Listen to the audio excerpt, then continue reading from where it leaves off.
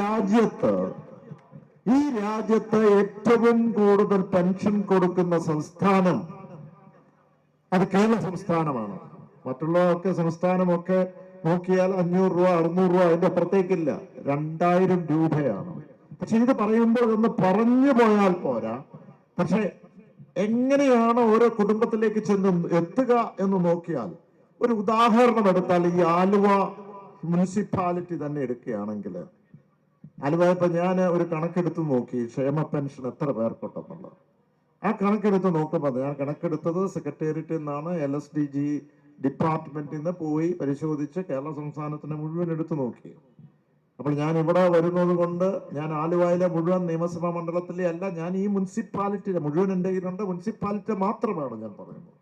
ഇവിടെ 1747 ആളുകൾക്ക് നമുക്ക് ക്ഷേമ പെൻഷൻ 2000 രൂപ വെച്ച് നമ്മൾക്ക് കൊടുക്കുന്നുണ്ട്. 1747 രൂപ ഈ മുനിസിപ്പാലിറ്റിയിൽ നിന്ന് കൊടുക്കുകയാണെന്ന് പറഞ്ഞാൽ ഇടത് സർക്കാർ കൊടുക്കുകയാണ്. അപ്പോൾ അങ്ങനെയാണെങ്കിൽ നമ്മൾ ഒരു മാസം എത്ര ലക്ഷം രൂപ ഈ മുനിസിപ്പാലിറ്റി ഏരിയയിൽ നമ്മൾ ക്ഷേമ പെൻഷൻ കൊടുക്കുന്നത്? നമ്മളെ ചില സ്ഥലത്ത് 2000 ഉണ്ട്, 3000 ഉണ്ട്. ഞാനിപ്പോ പെരുമ്പാവൂരിൽ നിന്ന് വരുമ്പോൾ അവിടുത്തെ തന്നെ 5400 ആണ് ആ പെരുമ്പാവൂര് ആ മേഖല മാത്രം, ആ മണ്ഡലത്തിൽ മാത്രമായിട്ടുള്ളത്. ഇവിടെ അങ്ങനെയാണെങ്കിൽ ഇവിടെ 1747 ആളുകളാണെങ്കിൽ ഒരു മാസം 35 ലക്ഷം രൂപ ഒരു മാസം നമ്മൾ ക്ഷേമ പെൻഷനായിട്ട് കൊടുക്കുകയാണ്.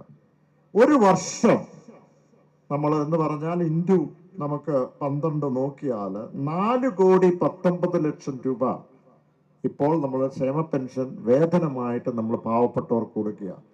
ഇപ്പോൾ 1800ഓളം ഉണ്ട് എന്ന് പറഞ്ഞാൽ 1800 അല്ല, പക്ഷെ ഒരു 1800 കുടുംബമാണ് അവർക്കൊരു സഹായമായി എത്തുന്നത്. ഒരു കുടുംബത്തിൽ അപ്പനും അമ്മയും 2 മക്കളൊക്കെ കാണും എന്ന് പറഞ്ഞാൽ ഏതാണ്ട് 10,000 പേരോളം അടുത്ത് നമുക്ക് അവരെ സഹായിക്കാൻ പറ്റി എന്നുള്ളതാണ്. അങ്ങനെ ഒരു വർഷം 4,19,00,000 ആണെങ്കിൽ 5 വർഷം കൊണ്ട് ഇവിടെ എത്ര രൂപ നമുക്ക് കൊടുക്കും? 21 കോടി രൂപ ക്ഷേമ പെൻഷനായിട്ട് കൊടുക്കുകയാണ്. അങ്ങനെ 21 കോടി രൂപയാണെങ്കിൽ ആലുവയിൽ എത്ര മണ്ഡലമുണ്ട് മുനിസിപ്പാലിറ്റി ഉൾപ്പെടെ? 7 പഞ്ചായത്തും ഒരു മുനിസിപ്പാലിറ്റിയും, അങ്ങനെ 8 മണ്ഡലങ്ങളുണ്ട്.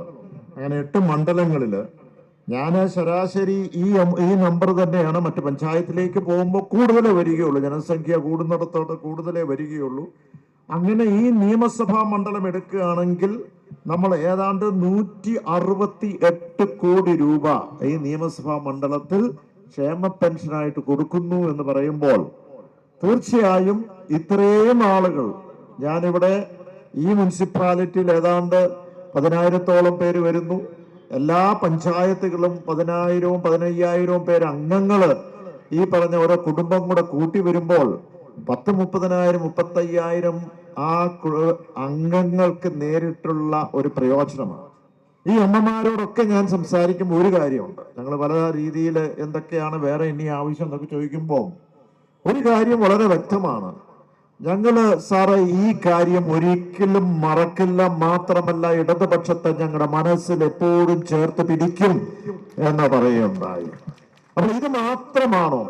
നമുക്കിപ്പോ ലൈഫ് മിഷനിൽ നോക്കുവാണെങ്കിൽ ഇവിടെ തീർത്തിരിക്കുന്നത് നമുക്കറിയാം. ഒരു വ്യക്തിയെ സംബന്ധിച്ചിടത്തോളം ആ വ്യക്തിക്ക് തല ചായ്ക്കുവാൻ അവന്റെ ജീവിതത്തിൽ അവരുടെ മരണത്തിന് മുമ്പ് സ്വന്തമായി ഒരു വീടും പറമ്പും അല്ലെങ്കിൽ വീടും സ്ഥലവും ഉണ്ടാകണം എന്നുള്ളതാണ്.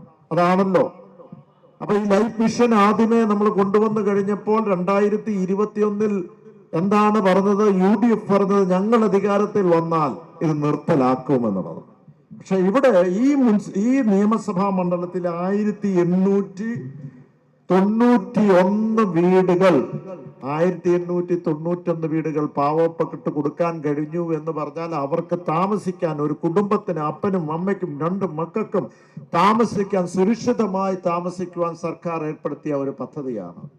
അവരെ നമ്മൾ ചേർത്ത് പിടിച്ചിരിക്കുകയാണ് എന്ന് പറഞ്ഞാൽ ഏതാണ്ട് ഒരു 8,000-ഓളം വരുന്ന ആളുകളെ അത് പ്രയോജനകരമായി മാറി എന്നുള്ളതാണ്. നമുക്കറിയാം, കഴിഞ്ഞ നവംബർ മാസം കേരള സർക്കാർ നോക്കിയപ്പോൾ ഒരു ജനവിഭാഗത്തിന് നമ്മൾ വിട്ടുപോയി.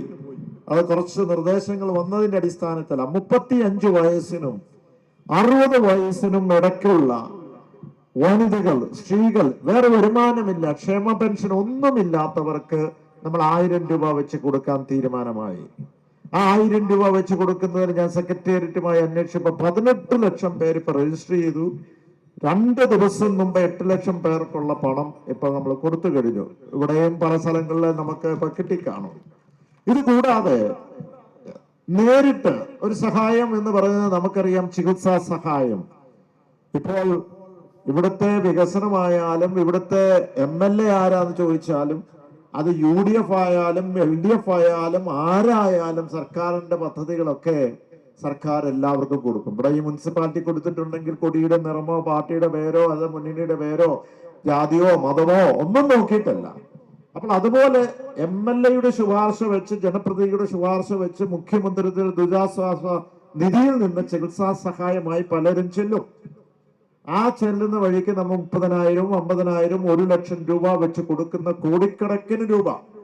കഴിഞ്ഞ ദിവസം നമ്മള് ഈ പറഞ്ഞതുപോലെ ഞാൻ കോതമംഗലത്ത് ചെന്ന് കഴിഞ്ഞപ്പോൾ അവിടുത്തെ 10 വർഷം കൊണ്ട് 21 കോടി രൂപ കൊടുത്തു. 10 വർഷം കൊണ്ട് ഇവിടെ MLA തന്നെ സംസാരിച്ചു, ഇവിടെ ഉണ്ട് കേട്ടിരുന്നവള്.